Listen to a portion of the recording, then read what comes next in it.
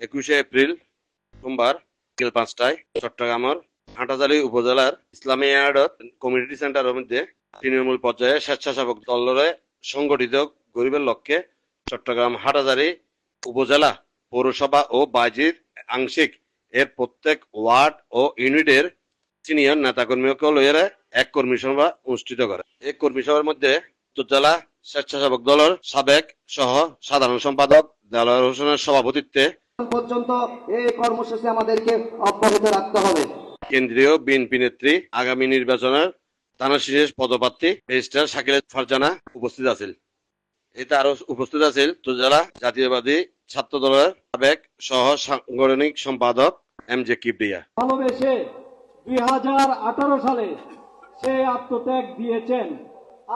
চট্টগ্রাম মহানগর স্বেচ্ছাসেবক দলের নেতা আলতাফ হোসেন, চট্টগ্রাম 5 আসনের বিভিন্ন ওয়ার্ড ইউনিটের বিভিন্ন নেতৃবৃন্দ এই কর্মী সভার মধ্যে উপস্থিত আছেন।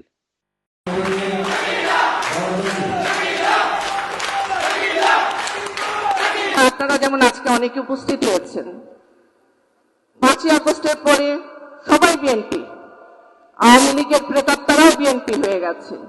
সে প্রেতাত্মাদের আমরা চিনব কি করে?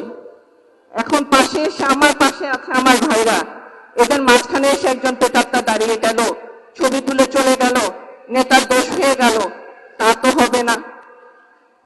কারণ সমগ্র হাটহাজারীতে 2022 সালের জরিপ অনুযায়ী 4,98,000 ভোটার, জনসংখ্যা 4,98,000।